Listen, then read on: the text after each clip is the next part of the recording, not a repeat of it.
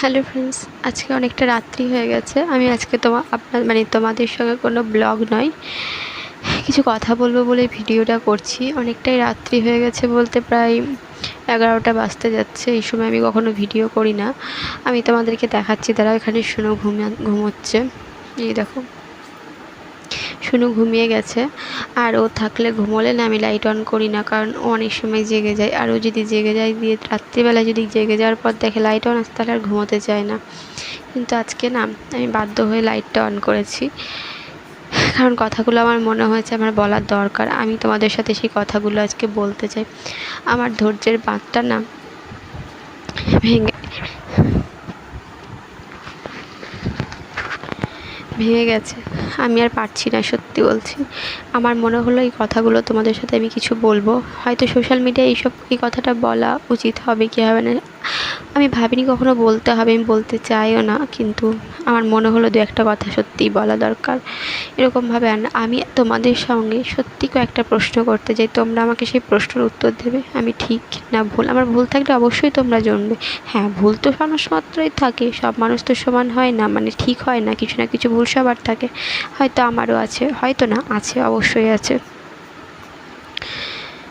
তাই আমি তোমাদের সঙ্গে কিছু কথা বলতে চাই। আর কি বলো তো, একটাই রিকোয়েস্ট করবো, তোমরা প্লিজ আমার প্রশ্নের উত্তর তোমরা অবশ্যই দিও। হয়তো অনেক সাবস্ক্রাইবার আছো, আমার চেনা পরিচিত অনেকে আছো নয়। আমি ছোট্ট একটা আমার চ্যানেল, এখনও পর্যন্ত সেরকম কিছুই নেই। এই কয়েকজন আমার এখন সাবস্ক্রাইবার, এমন কিছুই না। তবুও আমি বলতে বাধ্য হচ্ছি কথাগুলো। আর কি বলো তো, আজকে না মনটা, সত্যি বলতে একটুও মনটা ভালো নেই। কারণ তোমরা অনেকেই আমার ভিডিওতে দেখেছো, প্রথম যখন ভিডিও করি, আমি আমার সি সেকশন ইনফেকশনের ভিডিও বানিয়েছিলাম। তো তোমরা হয়তো অনেকে দেখেছো, যারা দেখোনি তারা আমার সি সেকশন ইনফেকশনের ভিডিও আমার চ্যানেলে গিয়ে দেখতে পারো, ভিজিট করতে পারো। যাই হোক, তাহলে তোমরা সবটাই জানতে পারবে আমার ঘটনাগুলো। হয়তো আমি সেখানে অতটা ভালোভাবে বলতে পারিনি, বা হয়তো বোঝা যাচ্ছে না কথাগুলো। আমি অতটা তখন তো শিখিনি, এখন আস্তে আস্তে জানছি কীভাবে ভিডিও করতে হয়, কিছু কিছু শিখছি।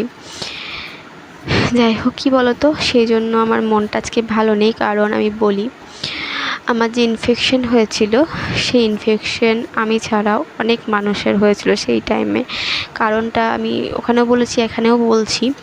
কারণ আমার যেখানে সি সেকশন হয়েছিল, সেখানে অনেকেরই অপারেশন হয়েছিল সব কিছু, তার মধ্যে কারো একজন অপারেশন হয়েছিল যার মধ্যে কোনো রকম কিছু রোগ ছিল যেটা ধরা পড়েনি, এবং সেটা পুরো ওটির মধ্যে ছড়িয়ে গেছিলো। এবং আমাদের যার যার সি সেকশন বলো, যার যা অপারেশন হয়েছিল, প্রত্যেকের মধ্যে সেই ইনফেকশনটা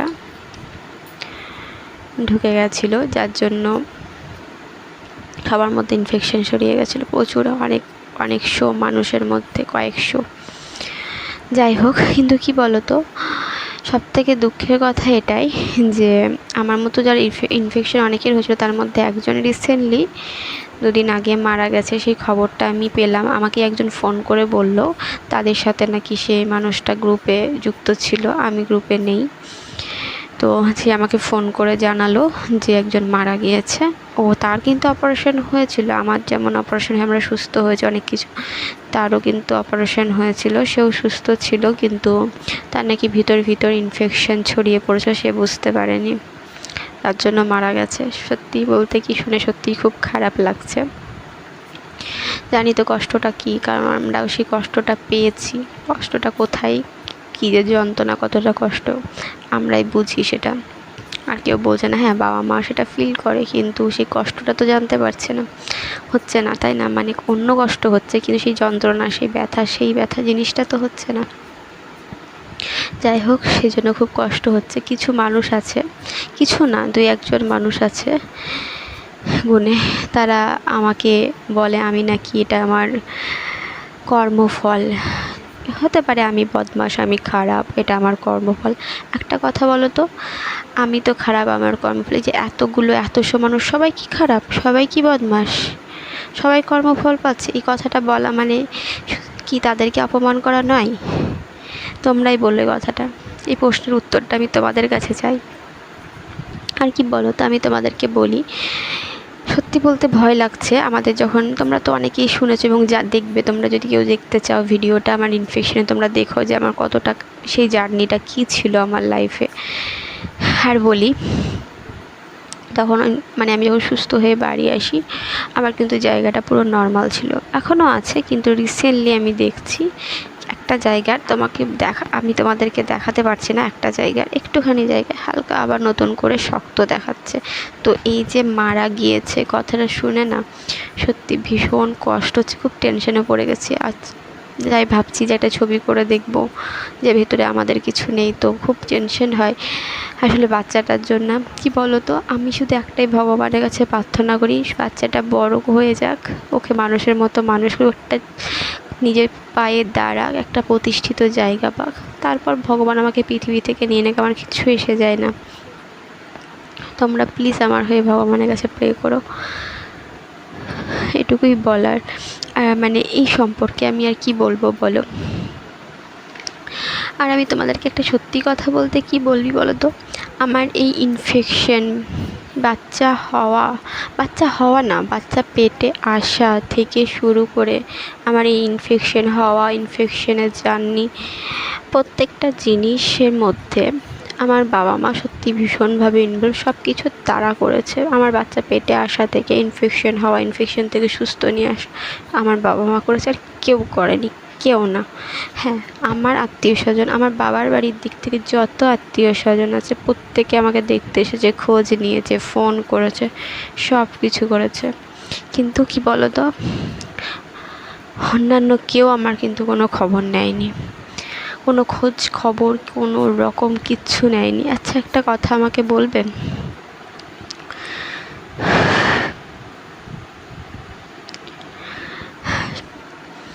জানি না আমি কী বলবো, আমি শুধু তোমাদের কাছে একটাই কথা বলতে চাই, একটা কথা আমি তোমাদেরকে বলবো, যদি কেউ বদমাশ হয়, খারাপ হয়, সে খুব খারাপ, সে ভীষণ নোংরা, সে খারাপ, সে শত্রু, কিন্তু একটা কথা হলো, যে মৃত্যুর মুখে থাকে, এত বড় অসুখ, তার একটা খবর নেবে না, তারা নাকি সো-কল্ড আপনজন, তো তারা কি সত্যি আপনজন? একটা কথা বলো, কেউ যদি সত্যি তোমার বাড়ির লোক বা আত্মীয় স্বজনের মধ্যে পড়ে, বা চেনা পরিচিত বাদে তোমার নিজেদের মধ্যে পড়ে, সে খুব খারাপ, তার সঙ্গে তোমার সম্পর্ক নেই, কিন্তু তার যখন এরকম কিছু শুনবে, তার কি খবর নেওয়া তোমার কর্তব্য নয়? আমার এটুকুই প্রশ্ন। আমি তোমাদের কাছে সত্যিই কিছু প্রশ্ন করতে দিই, তার মধ্যে এটাও একটা প্রশ্ন, তোমরা আমাকে জানিও, এই প্রশ্নের উত্তর তোমরা আমাকে দিও। আর একটা কথা তোমাদেরকে বলি, আমার এই শুধু সব কিছু আমার বাবা মা করেছে, তোমাকে তো বললাম, এবং টাকা পয়সা যা খরচা হয় সব কিছু করেছে, এখনও করছে। আমি ওখান থেকে ফিরে এসেছি, আমার যত ওষুধপত্র লাগে আমি ওখানে ফিরে আসার পরেও সব কিছু আমার বাবা মা দিয়েছে, আমার কি, আমার সন্তানেরও করেছে, এখনও করছে, মিথ্যা কথা বলছি না। আর একটা কথা তোমাদেরকে আমি জানাই, এটা হচ্ছে, কিছু মানুষ আছে যারা বলেছে তারা নাকি আমার এই সুস্থ হওয়াতে তারা টাকা দিয়েছে। আমি সরাসরি নাম করছি একজনের, সেটা হচ্ছে আমার ননদ লোককে বলে বেরিয়েছে তারা নাকি 1.5 লাখ টাকা আমাকে দিয়েছে আমার সুস্থ হওয়াতে, কিন্তু তোমরা বিশ্বাস করো, আমাদেরকে কেউ 1 টাকা দেয়নি। এবং আমার কিছু সো-কল্ড নিজের মানুষ, তারা এখন রিসেন্ট শুনছি তারা বলছে তারা নাকি আমাদেরকে 60,000 টাকা দিয়েছে আমাকে বাঁচাতে। আমি তোমাদেরকে সত্যির প্রমাণ সমেত দেখি, তোমরা যদি কেউ দেখতে চাও আমার বাড়ি চলে আসতে পারো। আমার বাবা প্রত্যেকটা টাকা দিয়েছে, কোথা থেকে তুলে, আমার ব্যাংকের অ্যাকাউন্ট থেকে তুলে, আমার বাবা তার ব্যাংকের অ্যাকাউন্ট থেকে বা নানা রকম জায়গা থেকে তুলে আমার ব্যাংকের অ্যাকাউন্টে পাঠিয়ে, কারণ আমার এটিএম ছিল, সেই এটিএমে আমার অ্যাকাউন্টে পাঠিয়ে দিত, আমার এটিএম থেকে তোলা হতো, সেই এটিএম কার্ডটা আমার বরের হাতেই ছিল, ঠিক আছে, সেই অ্যাকাউন্টে। আর সেটা আমার এখানকারই এটিএম কার্ড, আমার বিয়ের আগেকার এটিএম কার্ড, সব কিছু এখানকার, ঠিক আছে, সেখানে টাকা দিয়েছে। হ্যাঁ, আমার যখন এরকম ইনফেকশন সবাইকে জানানো হয়েছিলো, কিন্তু কেউ কোনো খবর নেয়নি, কিচ্ছু করেনি। হাজব্যান্ড ছিল, হাজব্যান্ড আসতো যেত, ঠিকই আছে, এটা আমি কিছু বলছি না। আর কেউ কখনো কোনো খবর নেয়নি, আমি তাদের কথা বলছি না, সে যেই হোক, আমি তাদের নামও করতে চাইছি না, বলতেও চাইছি না, কিন্তু আমার ননদ, আমি যার কথা বললাম, সেও কিন্তু এই ধরনের কথা বলেছে, কিন্তু সেটা সম্পূর্ণ মিথ্যা কথা। আর তোমাদেরকে বলি যে বলছে যে আমি 60,000 টাকা দিয়েছি, এটাও সম্ভব, কারণ কেউ একটা টাকা দেয়নি। তোমরা যদি বিশ্বাস না করো, আমি তোমাদেরকে বললাম, তোমরা বাড়ি এসে দেখতে পারো, আমার প্রমাণ সমেত আমি দেখিয়ে দিতে পারো আমার কত টাকা খরচ হয়েছে, কে দিয়েছে। আর প্রত্যেকটা খরচ কিন্তু আমার এটিএম থেকে উঠেছে, এবং সেই টাকাগুলো আমার বাবা ভরে দিত। এখানে আমার বাবা এটিএমে যাওয়ার আগে কয়েক হাজার টাকা ভরে দিয়েছিল, প্রায় 50-70 হাজার টাকা মতো।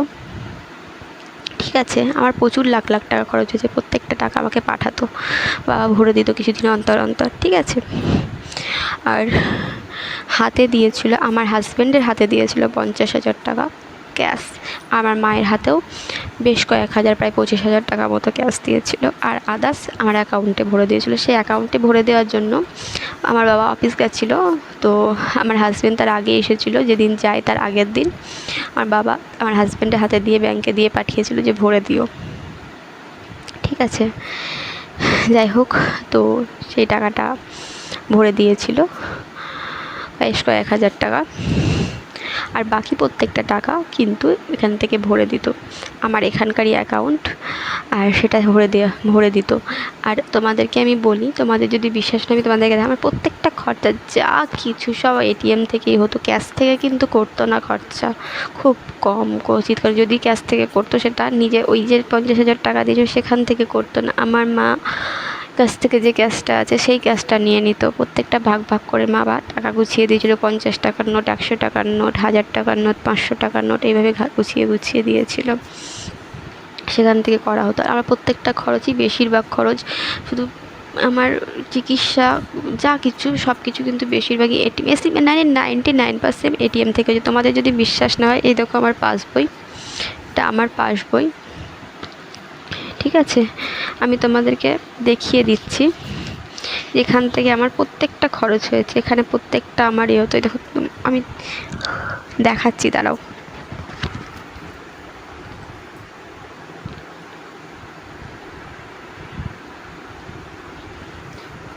জানি না তোমরা কতটা বুঝতে পারছো, এখানে যদি দেখো,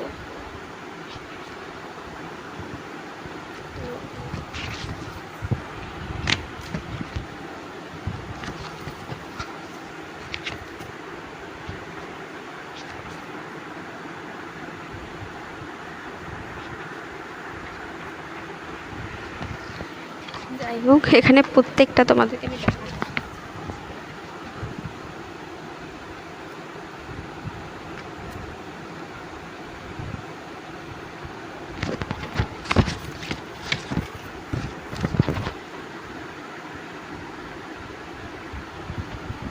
প্রত্যেকটা টাকা আমার বাবা কিন্তু ভরে দেয়, প্রত্যেকটা। তোমরা যদি দেখো, এখানে শুধু মণিপাল মণিপাল মণিপাল, আমার মণিপালে ট্রিটমেন্ট হয়েছিল, মণিপাল এবং নানা রকম জায়গার নাম যেখানে তোলা হয়েছিল। আমরা কোরিয়ালি রোডে থাকতাম, সেখানকার কোনো এটিএমের মানে অ্যাড্রেস, এগুলো সব কিন্তু এখানে আছে, সব কিছু এখান থেকে হতো। আর তোমরা বলো হ্যাঁ যে কেউ ভরে দিতে পারে, কী করে ভরবে বলো? আমার এটিএম নাম্বার, আমার অ্যাকাউন্ট তো কেউ কখনো নেয়নি বা জান। এবং তোমাকে আমি তোমাদেরকে দেখাচ্ছি, আমার এই বইটা, পাসবুকটা হওয়ার আগে আমার এই অ্যাকাউন্টটা ছিল, প্রথমে এই ব্যাঙ্কটা ছিল ইউবিআইয়ের, কিন্তু এটা হয়ে যায় পাঞ্জাব ন্যাশনাল ব্যাঙ্ক। ঠিক আছে, সেই জন্য জিনিসটা, সেই জন্য আমার এটিএমটা বন্ধ হয়ে যায়। আর সেই ব্যাঙ্কে কাজ করতো আমার জেঠুর মেয়ের হাজব্যান্ড, আমার সর্দির হাজব্যান্ড, সে ব্যাংকে কাজ করতো। তাকে আমি ফোন করি যে আমাকে এরকমভাবে ব্যাঙ্গালোর যেতে হচ্ছে, আমার এটিএমের খুব প্রয়োজন, যেহেতু বাবার এটিএম নেই, কারোর নেই, বাড়িতে আমার আছে। তো সে আমাকে টেম্পোরারি একটা এটিএম দেয়। ঠিক আছে, সেই এটিএমটা এখনও আমার কাছে আছে, কারণ এখন আমার সেই জিনিসটা পাল্টানো হয়নি, ঠিক করা হয়নি। সেই এটিএমটা ব্যবস্থা করে দেয়, সেই টেম্পোরারি এটিএমটা নিয়েই আমি যাই, তোমাদেরকে আমি সেটাও দেখাচ্ছি। এই দেখো, এটা হচ্ছে আমার টেম্পোরারি এটিএম, এই দেখো, এটা এখনও ঠিক করেনি, যেহেতু টেম্পোরারি এটিএম না হলে এখানে কিন্তু আমার নাম লেখা থাকতো। তোমরা দেখতেই পাচ্ছ এখানে কিন্তু কিছু নেই নাম টাম লেখা, যেহেতু এটা এগুলো আমার এখনও চেঞ্জ করা হয়নি। কিন্তু তোমাদেরকে আমি দেখাই, এখানে প্রত্যেকটা একটা পাসবই। শুধু আমার বাবা যে অ্যাকাউন্টে টাকাগুলো ভরে দিয়েছে এবং যা খরচা হয়েছে প্রত্যেকটা এখানে রয়েছে। এগুলো তো আর মিথ্যে নয় বলো, এগুলো কী করে মিথ্যে হবে? তাহলে তোমরাই দেখতে পাবে যে আমার কত টাকা খরচা, প্রত্যেকটা বিল রয়েছে, সব কিছু রয়েছে, যে কোথায় কীভাবে কী খরচ হয়েছে তোমরা জানলেই বুঝতে পেরে যাবে। ঠিক আছে, আমার বাড়ি থেকে আমার শ্বশুরবাড়িতে ফোন করেছিল আমি যখন ব্যাঙ্গালোর যাই, আমার কাকুরা সবাই সেখানে উপস্থিত ছিল যে এরকম ব্যাঙ্গালোরে নিয়ে যাব এরকম। তাদের কোনো হেলদোল ছিল না, সত্যি কথা বলছি। তারা শুধু একটা কথাই বলেছিল, হ্যাঁ নিয়ে যান, এখানে খরচা করছেন, ওখানে না হয় আরও 20-30 হাজার টাকা খরচা হবে, কিন্তু সুস্থ হয়ে যায়, এরকম একটা কথা বলে। আর কিচ্ছু কোনো কথা নেই, আর কোনো খবর নেই, আমি এটুকু বলে দিলাম। ঠিক আছে, তো এটাই হচ্ছে কথা। আর অন্যান্য আমি তো পরে কথা বললাম না। তো কিছু মানুষ ওই যে বলেছে এরকম না, কিন্তু তারা কেউ কোনো দিন একটা টাকা দিয়ে আমাকে বাঁচায়নি, কেউ কোনো খরচা করেনি আমার পিছনে, আমার বাবা মা ছাড়া। আর আমি তো বলেছি আমার হাজব্যান্ড ছিল ওখানে, তার একটা নিশ্চয়ই অবশ্য একটা অবদান রয়েছে। আর আমি এই কথাগুলো সম্পূর্ণ সত্যি কথা বলছি, কারণ তোমরা যদি বিশ্বাস না করো তার জন্য এই জিনিসগুলো দেখালাম। হয়তো এখানে আমি দেখাতে পারছি না এরকমভাবে, আমার ফোনের অবস্থাও ভালো না, সেটা তোমাদেরকে আমি পরে দেখাচ্ছি। আর কি বলো তো, এই যে বললাম আমি মিথ্যে কি সত্যি, তোমরা সব প্রমাণ সমেত দেখতে, কোথা থেকে টাকা উঠেছে, কোথা থেকে দেওয়া হয়েছে এবং কোথায় খরচ, দেখলেই তোমরা বুঝতে পেরে যাবে কোথা থেকে খরচ হয়েছে, মিলে যাবে না সেই জিনিসটা, তাই না বলো? আর একটা কথা তোমাদেরকে বলি, তোমরাই আমাকে সেই প্রশ্নের উত্তর দিও, যারা একটা মানুষেরকে ফোন করে না, কারোর খবর নেয় না, কেমন আছে না আছে, তারা নাকি সেই মানুষটাকে বাঁচানোর জন্য টাকা দিয়েছে। এটা কি সত্যি? তোমরা এই প্রশ্ন দিও, এটা কি সত্যি হতে পারে?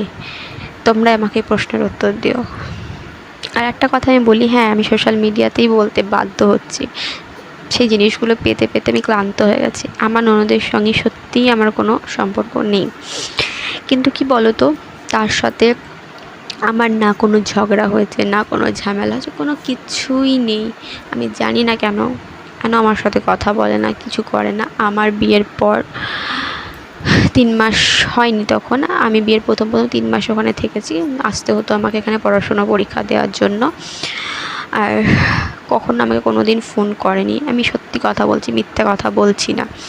তোমরা যদি পারো কলেজ, আমার কোনো প্রবলেম নেই, আমি সব রকমভাবে কম্প্রোমাইজ করতে রাজি, কিন্তু সত্যিই আমাকে কোনো দিন ফোন করে, তার সঙ্গে আমার কোনো দিন না ঝগড়া, না ঝামেলা, না কোনো দেখা সাক্ষাৎ, না কখনো নেই। 3 মাসের মধ্যে আমার ফোনে সত্যিই কোনো দিন আমার খবর নেয়নি, ফোন করেনি আমার ফোনে। হ্যাঁ একটা কথা বলি, আমার ফোনে 5-6 বার ও ফোন করেছে, আমার ননদ আমাকে ফোন করেছে। সেখানে ফোন করে আমি তোমাদেরকে বলি কি বলছে, আমার শ্বশুর বাড়িতে একটা ফোন আছে, সেটা হচ্ছে জিও, একটা ছোট্ট জিও ফোন, সুইচ টেপা ফোনগুলো। আমাকে ফোন করে বলেছে, যখন ওই ফোনে ফোন পাইনি, হয়তো ফ্লাইট মোড হয়ে গেছে বা সিম নড়ে গেছে, পাইনি, আমার ফোনে ফোন করে একটা কথা বলেছে, মা কোথায়, মাকে দাও বা মাকে দে। ঠিক আছে, আমাকে ঘুরিয়ে প্রশ্ন করেনি কি করছিস, কেমন আছিস, ঠিক আছে, বা কেমন আছো। আমি কিন্তু বলেছি যে কেমন আছো, কিন্তু সে কখনো বলেনি কেমন আছে, মাকে দে, ব্যাস এটুকুই। আমি 2-4 বার বলেছি, যে 2-4 বার ফোন যখন করেছে ভালো আছো, সে কখনো কিছু বলেনি ঘুরিয়ে, তাই আমি এবার বন্ধ। এটাই ছিল তার আমাকে ফোন করা। আর বলি, 3 মাসের মাথায় আমি প্রেগনেন্ট হওয়ার আগে, যখন আমি বুঝতে পারিনি যে আমি প্রেগনেন্ট,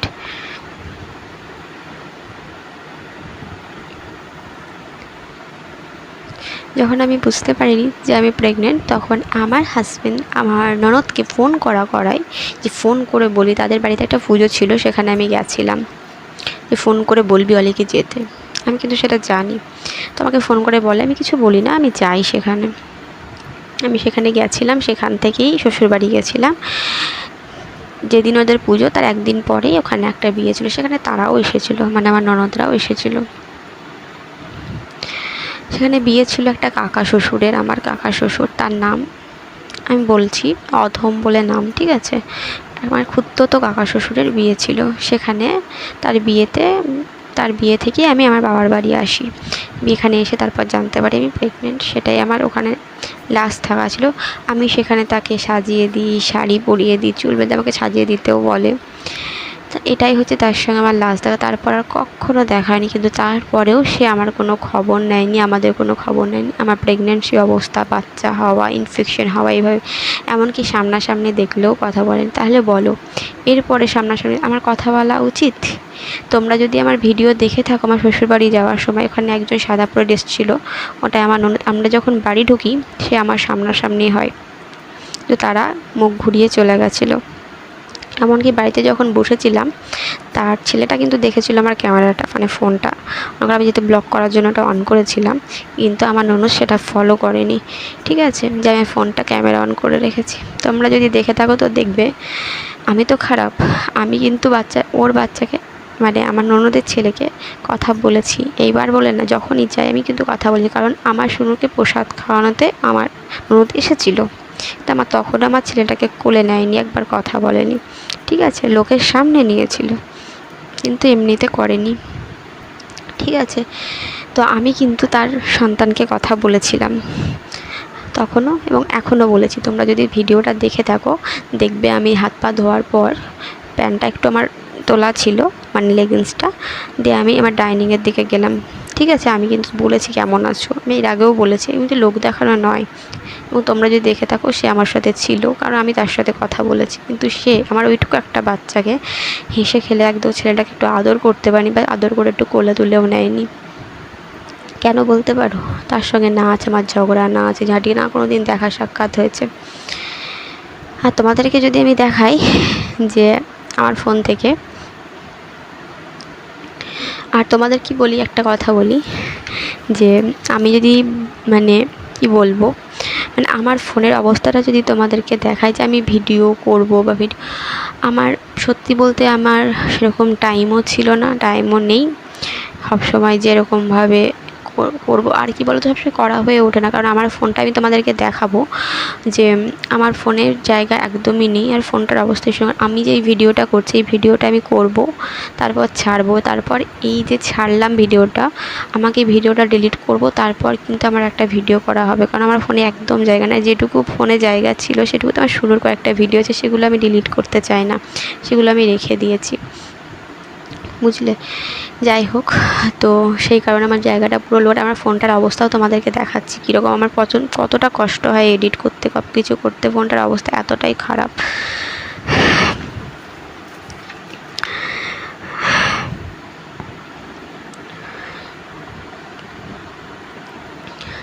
সেটাই হচ্ছে ব্যাপার, যে এটাই হচ্ছে আমার সঙ্গে আমার ননদের সম্পর্ক। আমি তোকে, তুমি বলো না আমি তো খারাপ, আমি যদি এতই খারাপ, ঠিক আছে, তবু কি আমার এরকম একটা সময় তোমাকে একটা খবর নিতে হতো না? বা সামনাসামনি যখন দেখা হলো, আমি ওইরকম একটা জায়গা থেকে ফিরে এসেছি, কেমন আছিস বলতে পারতো না? বা আমি যদি খারাপ, আমি বদমাস, আমার বাচ্চাটা ওইটুকু একটা, তার কী দোষ? তাকে একবার ফোনে কথা বলে বা তাকে কোলে তুলে নিতে পারতো না? লোককে বলে বেড়াই জানো তো, যে আমি নাকি কোলে নিতে দিই না। তোমরা তো দেখেছো, যদি তোমরা ভিডিওটা দেখে থাকো, আমার বাচ্চাটা ওখানে, আমার বাচ্চাটার দিকে ফিরেও তাকায়নি। এটাই হচ্ছে ওর ব্যবহার। আর আমি তোমাদেরকে বলছি, যে আমি তোমাদেরকে দেখাচ্ছি যে আমি আমার ফোনের অবস্থা কী। এই দেখো, এটাতে আমি অডিও রেকর্ডটা মোটামুটি করছি এইভাবে, ঠিক আছে, এডিট করে তখন দেব। আর এই দেখো, এটা হচ্ছে আমার বাবার ফোন, আমার ফোন নয় এটা, আমার বাবা রিসেন্টলি কয়েক মাস হলো কিনেছে, ঠিক আছে। আর আমার ফোনটা আমি তোমাদেরকে দেখাচ্ছি। এই দেখো বন্ধুরা, এটা হচ্ছে আমার ফোন, তোমাদেরকে আমি দেখাচ্ছি। এটা হচ্ছে আমার ফোন, আমার ফোনের অবস্থাটা তোমাদেরকে দেখাচ্ছি। আমার ফোনে না ভালোভাবে আমি এডিট করতে পারি, আর তোমাদেরকে তো বললাম জায়গা একদমই নেই। সেই জন্য এই যে ভিডিওগুলো করছি, ভিডিওগুলো করার পরে ছাড়বো, আমি এই ভিডিওগুলো ডিলিট করবো, তারপর কিন্তু আমার ভিডিও করা যাবে না, হলে কিন্তু সম্ভব না। আমার একদমই জায়গা নেই। যেগুলো আছে শুনুর কয়েকটা ভিডিও রয়েছে, যেগুলো আমি ডিলিট করি না, যেহেতু আমার শুনুর সেটা স্মৃতি, মানে শুনুর ছোটোবেলার স্মৃতি। যাই হোক, তো তোমাদেরকে আমি দেখাই, তোমাদের যদি বিশ্বাস না হয়, এই দেখো, তোমাদেরকে দেখা আমার ফোনের জায়গাটা।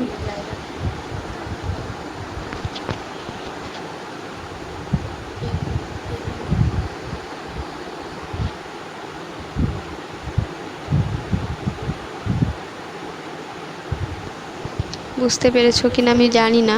বাবার ফোনে এটা খুব একটা আর আমি অত করে দিতে পারবো না এডিট করে, কারণ আমার এডিট করা ভীষণ অসুবিধা। আমার এটা একরকম জায়গার প্রবলেম। আর একটা আমি দেখাই, এই দেখো এগুলোতে সব টাচ নাই, ওপর দিকটাতে টাচ নাই। অথচ তোমাদেরকে একটা জিনিস দেখাই, এই দেখো এই জায়গাটা যদি টাচ করি, এখানটার টাচটা কিন্তু এখান থেকে এতটা অংশ টাচ নেয় না। এই দেখো এখানে টাচ করব খুলবে না, অথচ এই জায়গাটায় যদি টাচ করি খুলে যাচ্ছে। দেখেছো ফোনটার অসুবিধা, প্রচণ্ড কষ্ট হয় সব কিছু করতে। আর একটা দেখাই, এই দেখো ফোনটার অবস্থা দেখো, পুরো ভেঙে গেছে পুরো। বেশ কয়েক বছর আগেকার ফোন এটা, কিন্তু কি করব বলো, বাবার কাছে কি আর নেওয়া সম্ভব? এটা কত নেব বলো, সবই তো বাবাই করে এখনও করছে, এখনও করে চলছে। যাই হোক, তোমাদেরকে আমি সেটাই দেখালাম আমার ফোনটার অবস্থা। আর কি বলো তো, কিছু ব্যাপার আছে যেটা হচ্ছে তোমাদেরকে পরে বলছি, তারা আমি এটা এক্সচেঞ্জ করে নিই। কারণ ভিডিওগুলো আমার ফোনে পাঠিয়ে আবার এত বড় বড় আমার প্রচণ্ড সমস্যা। বললাম তো ফোনটার অবস্থা দেখতেই পাচ্ছ, প্রচণ্ড সমস্যা করে।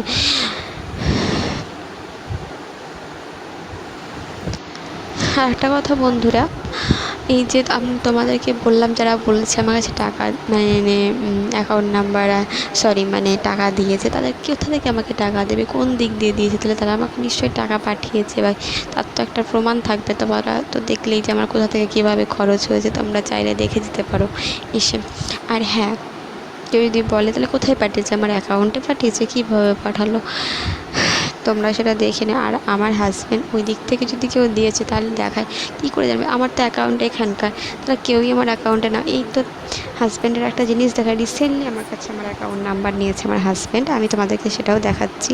তার কাছে যদি থাকতোই তাহলে নিশ্চয়ই সে চাইতো না, তাই না? আমি তোমাদেরকে সেটাও দেখিয়ে দিচ্ছি। তো সেই যখন জানে না, আর কে জানবে বলুন?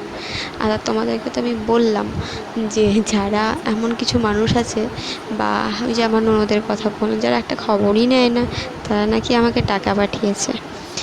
এটা কি কখনো সত্যি হতে পারে? তোমরাই উত্তর দিও। আর এই যে তোমাদেরকে আমি দেখাচ্ছি, এই দেখো এটা হচ্ছে আমার হাজব্যান্ডের অ্যাকাউন্ট।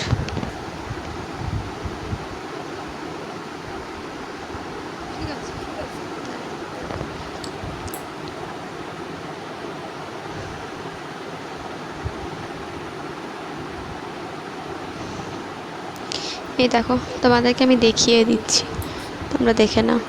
এই দেখো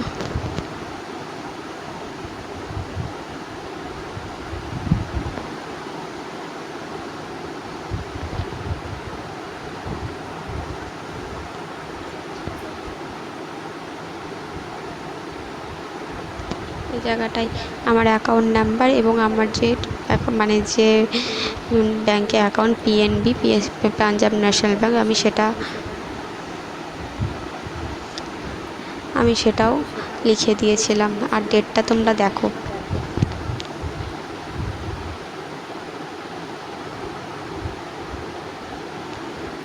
দেখতে পাচ্ছ? মে মাসের 3 তারিখ 2024।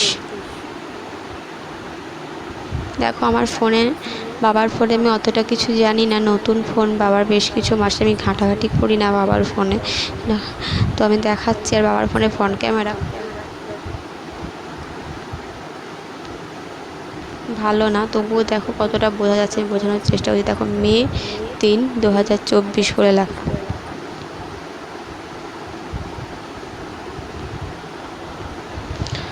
তো সেটাই তোমাদেরকে আমি দেখালাম। তো কেউ যদি বলে যে আমি পাঠিয়েছি, কোথায়? তাদের কাছে তো কোনো অ্যাকাউন্ট নাম্বার নেই যে আমাকে দিয়েছে। আমি কথাগুলো বলতাম না, বলতে বাধ্য হয়েছি, কারণ একটা মানুষ আমাকে জন্য এত কিছু করেছে, আর লোকের কাছে বদমাইশি করে নাম নিচ্ছে তা অন্য কেউ, এটা আমার পক্ষে সহ্য করা সম্ভব না। তো তোমরা দেখতেই পেলে আমার ফোনটার কীরকম অবস্থা, ফোনটাতে কীভাবে কাজ হয়, তোমাদেরকে আমি পুরোটাই দেখালাম। কি বলবো? আর তোমাদেরকে আমি যেটা বলছিলাম যে এই যে প্রমাণ, আমার হাজব্যান্ড বলেছে প্রমাণ, এরকমভাবে কি সম্ভব বলো? তুমি আমাকে বলছো যে আমার হাজব্যান্ড অনেক কিছুই জানে, যে তবুও বলে যে প্রমাণ রাখবে। সেই জন্য আমি এবার চেষ্টা করেছি দেওয়ার, কিন্তু কারোর পক্ষে কি সম্ভব? কে কখন কী করবে পিছন তবুও কিছু কিছু জিনিস আমি করতে বাধ্য হয়েছি সেই ব্যবহারে। কিন্তু একটা কথা বলো, তুমি যেটা করবে সেটাই তো ভিডিওতে উঠবে। তুমি যদি সেই জিনিসটা না করো তাহলে ভিডিওতে উঠবে না, সেটা কি কেউ উঠাতে পারবে? আমার কথার উত্তর তোমরাই দিও। তো এটাই আমার বলার কথা। আর একটা কথা বলি, যে আমি তোমাদেরকে বলছিলাম আমার ইনফেকশনের টাইমে কেউ খবর, আর আমার ননদের কথা তো বললাম, সে আমার তাই সে এত কিছু যখন করেছে, আমি নিজে থেকে ডিসাইড করে নিয়েছি তারা যখন আমার সাথে সম্পর্ক রাখেনি, আমি সম্পর্ক রাখবো না। আর সত্যি বলতে আমার শ্বশুরবাড়ির তরফ থেকে, আমার শ্বশুরবাড়ি যারা আত্মীয় ছিল, আমি কাউকে চিনি না, কাউকে জানি না, কারোর সঙ্গে কোনো দিন পরিচয় হয়নি। বিয়েতে এসেছিলো, কাউকে দেখিনি, কারোর সঙ্গে পরিচয় হয়নি। তারপরে তো কখনো কেউ বাড়িতে আসেনি, আর আমি তো ছিলাম না, চলে এসেছি। না ফোনে যোগাযোগ, না কোথাও, কাউকে চিনি না একমাত্র। তো কেউ আমাদের সঙ্গে কোনো রকম কিছু যোগাযোগ, আমাদের এত কিছু গিয়েছে, কখনো ফোন করে বা না, কেউ আমাদের খবর নেয়নি, আমাদের কোনো খবর, আমার ছেলেটাকেও পর্যন্ত ওখানে যে গিয়েছি কেউ দেখতেও আসেনি। ঠিক আছে না, তাদেরকে তো চিনি না, জানি না, তবু তাই সত্যি বলতে কি আমি ভেবে নিয়েছি যারা আমাদের সঙ্গে সম্পর্ক রাখেনি, আমি তাদের সঙ্গে সম্পর্ক আর রাখবো না নতুন করে। আজ হয়তো এই ভিডিওটা করছি বলে নতুন করে তারা অনেক কিছু বানাবে, ভালো মানুষই সাজবে, এখন কথা বলতে, কিন্তু না, আজ যখন করেনি, এতদিন যখন দেখলাম, আর কখনো সম্পর্ক যখন রাখিনি, আর কখনো সম্পর্ক আমরা রাখবো না, কোনো সম্পর্কের দরকার নেই তাদের সাথে। কিন্তু হ্যাঁ, আত্মীয়দের মধ্যে আমি দুজনের কথা বলি যাদেরকে আমি চিনি, সেটা হচ্ছে আমার কাকি শাশুড়ি এবং আমার পিসি, মানে পিসি শাশুড়ি। এরা আমার সাথে যথেষ্ট ভালো ব্যবহার করে, যখন দেখা হয় আমার সাথে ভালোভাবে কথা বলে। তো তাদেরকে আমি কিছু বলতে পারবো না, তারা অবশ্যই খুব ভালো মানুষ। আমার সাথে তো ভালো ব্যবহার করে, আমার সাথে কখনো খারাপ ব্যবহার করেনি, বা আমি কখনো করিনি, আমার সাথে যথেষ্ট ভালো ব্যবহার, এটুকুই জানি। আর আমি কাউকে চিনি না, জানি না, বললাম তো, তারা কখনো যে আমি তো না হয় নতুন ছিলাম, আমি তো চিনতাম না, যে তাদের সঙ্গে না আছে কথাবার্তা, না আছে কিছু, তারা আমার এত কিছু শুনে যখন আমার কাছে আসেনি পরিচয় দিয়ে, বা আমাকে ফোন করেনি, ফোনের নাম্বার নিয়েও বা কিছু করেও, তো বা আমার বাবার ফোনও করতে পারতো, সেটাও করেনি। তো তাদের সঙ্গে আমি আর নতুন করে কোনো সম্পর্ক রাখবো না। আর আমার ননদের কথা তো বললাম, এত আমি নতুন করে চেয়েছিলাম যে করুক, ঠিক আছে, নতুন করে আবার সম্পর্ক, যখন লাস্ট টাইম গেলাম আমার শ্বশুরবাড়ি, তখন ভেবেছিলাম আমাকে কথা বললে আমি কথা বলবো, বা আমার ছেলেটাকেও যদি করে আমি কিছু বলে, মানে আমার ছেলেটাকেও যদি কোলে তুলে আমি তাতেই খুশি হব, কিচ্ছু করে। তাই আর কখনো তাদের সঙ্গে আমার সম্পর্কের দরকার নেই, সম্পর্ক রাখবো না, কারণ তারা আমাদের সঙ্গে সম্পর্ক রাখেনি। আমার কি ডিসিশনটা ঠিক কিনা ভুল তোমরাই বলো আমাকে। হ্যাঁ, আমি জানি এগুলো পারিবারিক কথা, সোশ্যাল মিডিয়ায় বলা সত্যিই ঠিক না, কিন্তু আমি পারছি না, বলতে বাধ্য হলাম। আর একটা কথা বলি, কিছু মানুষ আছে, বললাম তো, যারা আমাদের খবর নেয়নি, ওরা ছাড়াও সো কল্ড নিজের মানুষ আছে কিছু, যাদেরকে সত্যি বলতে খুব নিজের মানুষ বলা হয়, সমাজে বলে। একটা কথা বলো, আমি বলছি তোমাদেরকে একটা কথা বলো, কিছু মানুষ আছে যারা একটা প্রেগনেন্ট মহিলাকে ভালোভাবে খেতে দেয় না, বা খাবারই দেয় না, তাদের সাথে কি সত্যি সম্পর্ক রাখা উচিত? বা কেউ যারা চায় না হ্যাঁ বাচ্চাটা সুস্থভাবে পৃথিবীতে আসুক, বা বাচ্চাটা আসুক পৃথিবীতে, যারা সেই ক্ষতিটা করতে চায়, সত্যি কি তাদের সঙ্গে সম্পর্ক, সে যেই হোক, আমি তাদের নাম করছি না, সত্যি কি তাদের সম্পর্ক রাখা উচিত? কিন্তু কি জানো তো, কিছুদিন মানে তারা না প্রথম আমাদের জন্য কিছু একটা করেছিল, নতুন একটা ভালোবাসা স্বপ্ন নিয়ে তাদের কাছে আবার গেছিলাম আমরা ভেবেছিলাম আমাদেরকে ভালোবেসে হয়তো আমাদেরকে নিয়েছে, আমাদের জন্য কিছু একটা করলো, তারা হয়তো আমাদেরকে ভালোবেসে কাছে নেয়, কিন্তু না, তারা যা কাতায় সেই লোক দেখানো লোকের কাছে ভালো হয়ে যায়। তারা সত্যি একটা জিনিস হয়, লোকের কাছে তারা সত্যিই খুব ভালো, কারণ লোকে কিচ্ছু জানতে পারে না, কিচ্ছু জানে না তারা কেমন কি। তারা যেই হোক, আমি তাদের নাম করতে চাইছি না, বলতে চাইছি না, কিন্তু তোমরা আমাকে বলো, আমি যদি কোনো আশা করে দিই যে আমাকে ভালোবেসে দেয়, এটা কি আমার ভুল? কিন্তু তারা সেই জায়গাটা আমার দেয়নি, তারা সেই জায়গা তাই রয়ে গেছে, সেই লোকের সামনেই আমার বাচ্চাটাকে কোলে নেওয়া, ভালোবাসা, আমার সাথে ভালো। আচ্ছা একটা কথা বলো তো, তুমি পারবে যে মানুষটার সঙ্গে যদি আমার সাথে তোমার কথা না থাকে বা অন্য কারোর সাথে যদি তোমার কথা না থাকে, লোকের সামনে তুমি আমাকে ডাকবে, ভালোবেসে খেতে দেবে, আবার সেই লোকটা কেউ যখন থাকবে না তখন আমাকে এরকম কি সত্যিই করা যায়? কারা করতে পারে বলো তো? যারা করতে পারে তাদের সঙ্গে কীরকম ব্যবহার, তাদের সঙ্গে কীরকম ব্যবহার করা উচিত? যাই হোক না কেন, কিন্তু সেই জিনিসগুলো খুব আশা করে রেখেছিলাম যে আমাদেরকে আবার ভালোবাসবে তারা, কিন্তু হয়নি সেটা। যাই হোক, তাদের কাছে আমি আর আশা করি না। তারা, আর একটা কথা আমি বলি, তোমার বাচ্চা যে আছে, একটা কথা বলি তোমাদেরকে, একটা ছোট্ট বাচ্চা যাকে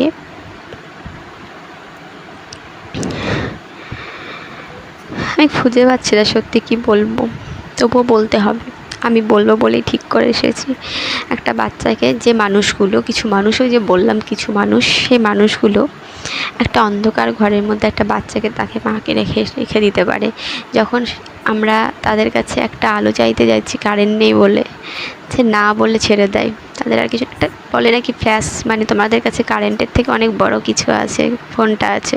ফোনের ফ্ল্যাশে কি হয়, কতটুকু চার্জ থাকে? আমার ফোনটার অবস্থা তো তোমরা দেখলেই।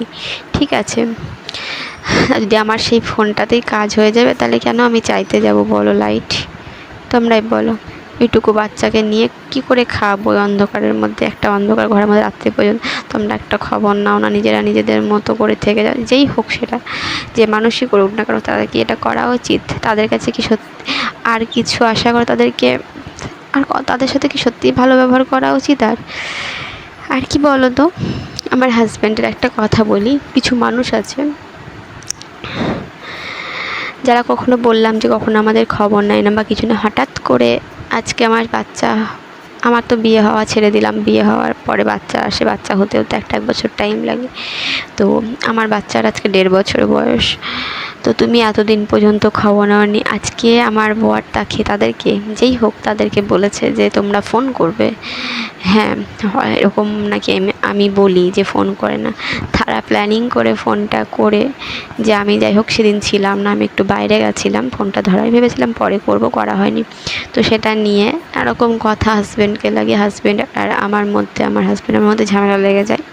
ঠিক আছে, তো আমি কি বলবো, হাজব্যান্ড আর আমার মধ্যে ঝামেলা লাগে, হাজব্যান্ড আর আমার মধ্যে ঝামেলা সৃষ্টি করে, সেরকমই ধরনের মানুষ তারা। তো আমার হাজব্যান্ড আমি জানি না আমি কি বলবো, কিছু খুঁজে পাচ্ছি না আমি বলার। তো আমি সত্যি বলছি, আমি তাদেরকে, আমি ভেবে নিয়েছি আমি আর ভয় পাই না। আমি এমনকি তাদেরকে ফোন করে, যারা আমাদের মধ্যে ঝামেলার সৃষ্টি করছে, যাদের জন্য আমার ঝগড়া হচ্ছে, তাদেরকে আমার বলা উচিত, আমি সেটা বলেওছি জোর গলায়। কেন কতবার শুনবো বলো? আর না, সেই জন্য আমি তাদেরকে বলেছি কেন এই জিনিসটা করলেন, এবং আমার যেটুকু বলার, আমিও তাদের, যে আমাকে যেমন কথা বলে আমিও আমার সেরকম কথার উত্তর দিয়েছি। ঠিক আছে, আমি কি ভুল করেছি না ঠিক করেছি তুমি বলো, তোমরাই বলো। আমি বললাম তো, হ্যাঁ অনেকেই বলতে পারো তারা কারা, আমি বলতে চাই না তারা কারা। ঠিক আছে, আমার সোশ্যাল মিডিয়া এত কিছু বলা উচিত না, আমি বলে ফেললাম, কিন্তু আমি কে বা কারা সে কথা আমি বলতে চাই না। আমি একটা কথা তোমাদের সামনে এখন তুলে ধরতে চাই, কিছু মানুষ আছে, একটা বাচ্চাকে বললাম তো অন্ধকারে রেখে দেয়, এরকম মানুষ তারা। বাচ্চাটা কি খাবে ভাবে না। আর একটা কথা বলে, এইটুকু বাচ্চা,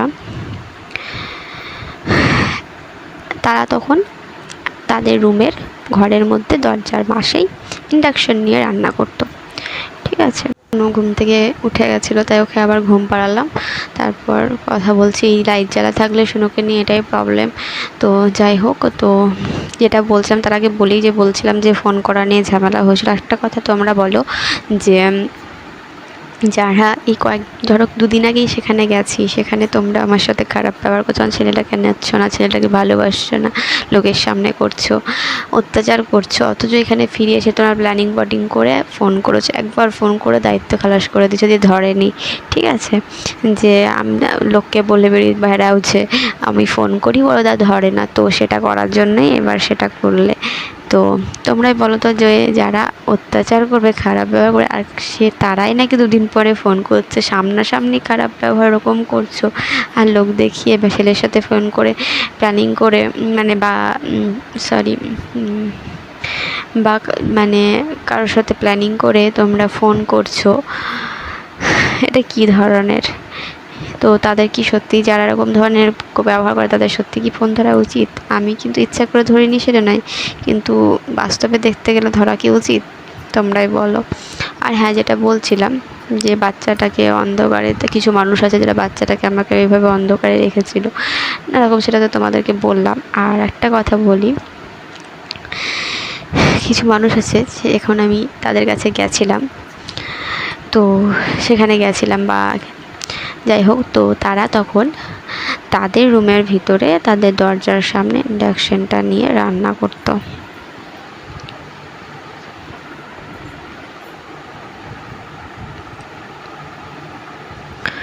তো ইন্ডাকশানে রান্না করতো, তখন তো আরও বেশি কিছু, যাই হোক অত কিছু কথা নাই, বললাম সে কে কে কী বৃত্তান্ত, আমি এত কিছু জাস্ট এইটুকু কথা আমি বললাম না রকম। তো বলছি, তো তখন সে ভাত বসিয়েছে, ঠিক আছে, ভাত তখন ফুটছে, একজন আছে, তো সে ভাত বসিয়েছে, ভাত ফুটছে,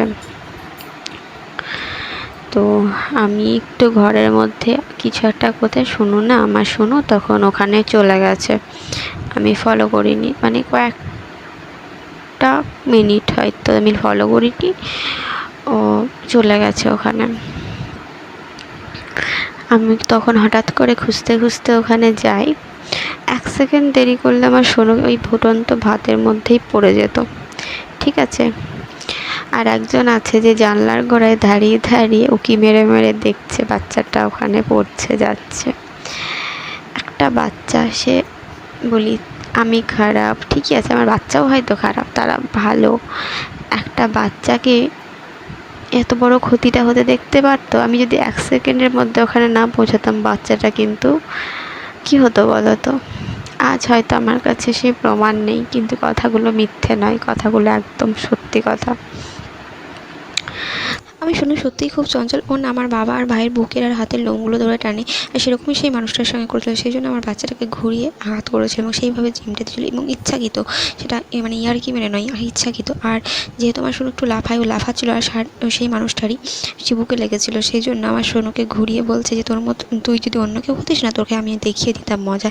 আমার বাচ্চাকে যদি সে ভালোই বাসে, বল ওনাকে ভালোবাসে, তাহলে কি এরকম ব্যবহার করতে হতো? অথচ লোকের ছেলেকে কত ভালোবাসে, কত ভালো ব্যবহার, লোকে ভাবে কত না ভালো।